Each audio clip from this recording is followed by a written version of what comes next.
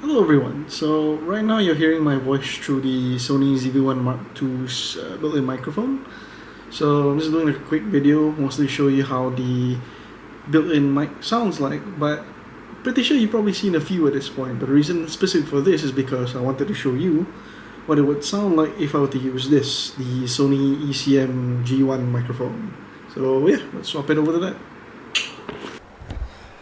And we're back.